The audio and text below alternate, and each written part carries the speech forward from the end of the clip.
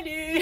Aujourd'hui, yogatechnique.net se penche sur la posture du danseur à la demande générale parce que figurez-vous, vous êtes nombreux à vouloir savoir comment on fait cette posture qui est très avancée. Natarajasana, elle fait rêver tout le monde, c'est normal, évidemment, elle est absolument magnifique.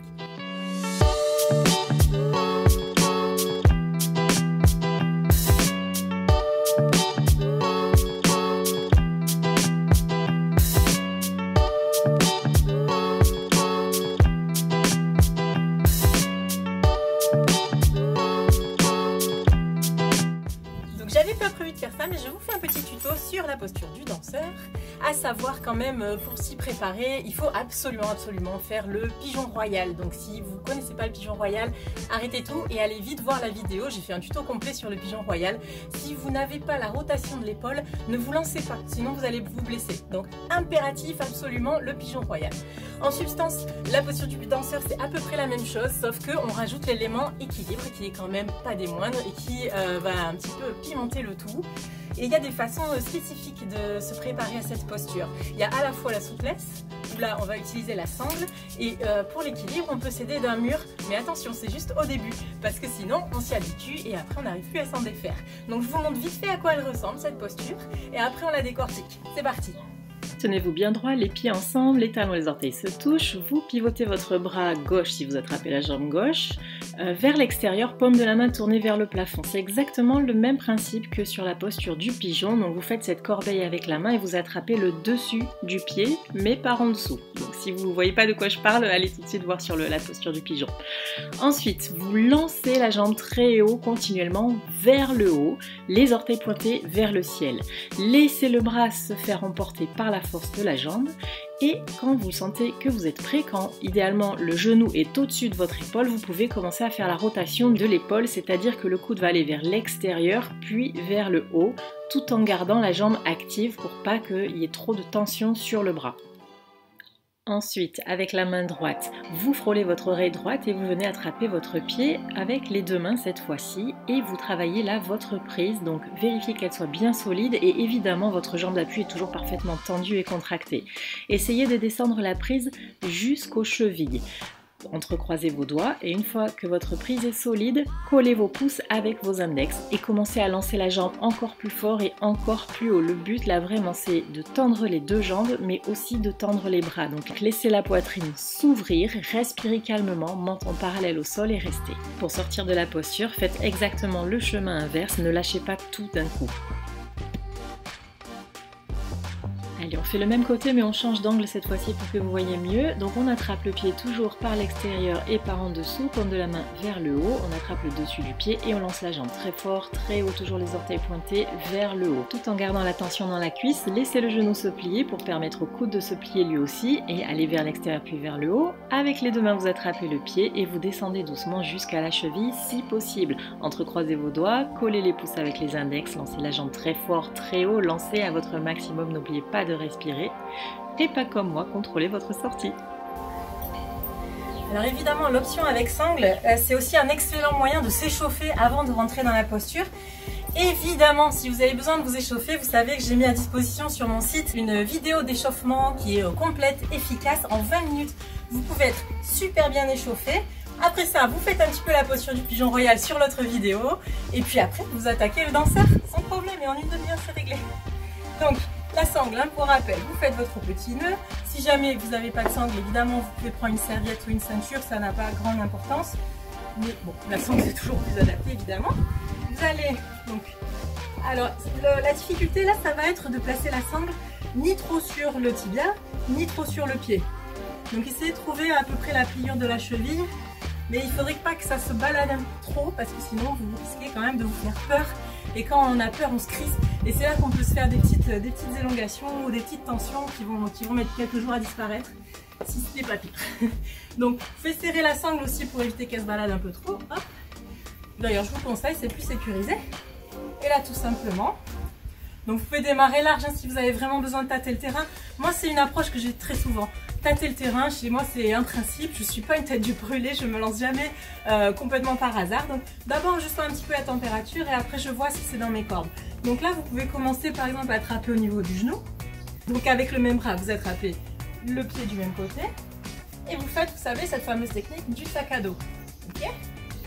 Là, l'important, vous vous souvenez, je vous dis toujours que la jambe est plus forte que le bras et qu'il ne faut jamais les mettre en opposition au risque de se blesser, surtout au niveau de l'épaule. Donc ce qu'il faut faire, c'est que la jambe soit super active. Donc là, vous voyez, il faut que ma jambe, elle pointe vers le ciel et qu'elle monte activement.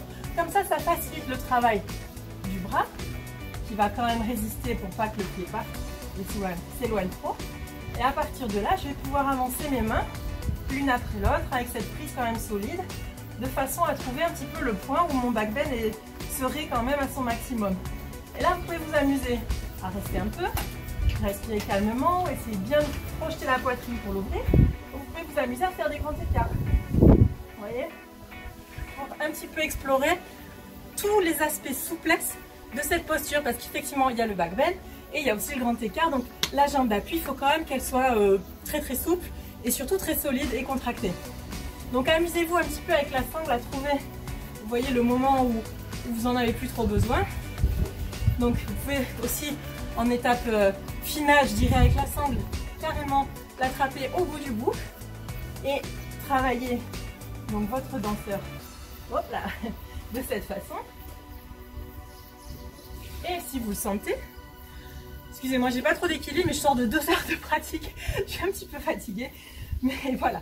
Donc vous pouvez aussi, à l'aide de la sangle, essayer d'aller chercher votre pied, là, coucou les orteils.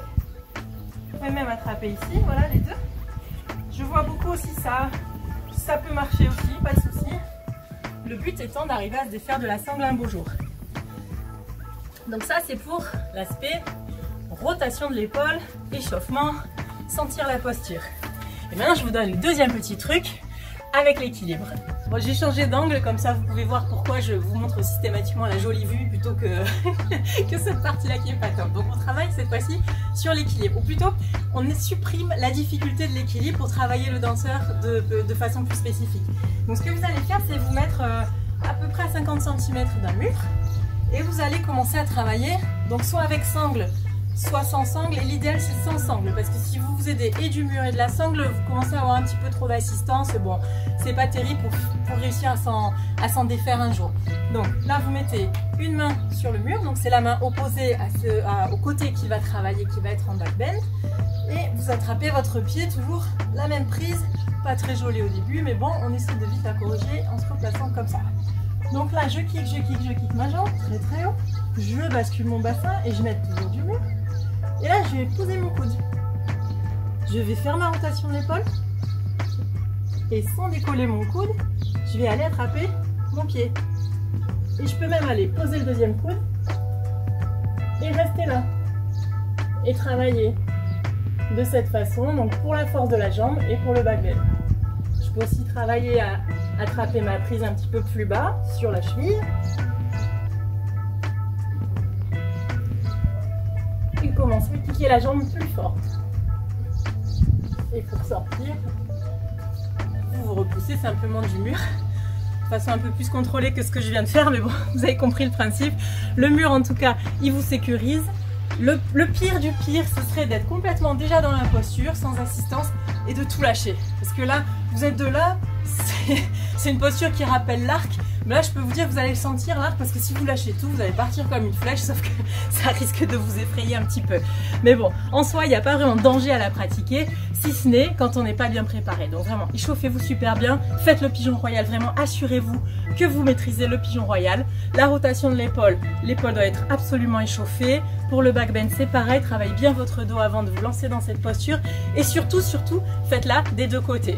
Il peut arriver qu'un côté soit beaucoup plus souple que l'autre. À ce moment-là, il y a un côté qui a besoin de la sangle et l'autre non. Donc, c'est pas grave. Continuez de travailler. Travaillez toujours les deux côtés de façon au moins égale, ou alors le côté le plus faible ou le moins mobile, un petit peu plus que celui qui est facile, et vous aurez des progrès très rapidement. Le but étant que la colonne soit quand même mobilisée de façon égale et que vous ne créez pas davantage de déséquilibre.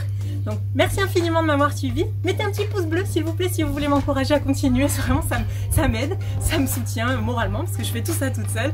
Donc vraiment voilà, n'hésitez pas, commentez. Si vous avez encore des questions à me poser ou des postures à me suggérer, vraiment je reprends un peu du poil de la bête après le confinement, donc je vous donne tout ça toujours gratuitement, toujours avec autant de plaisir. À très bientôt, namasté.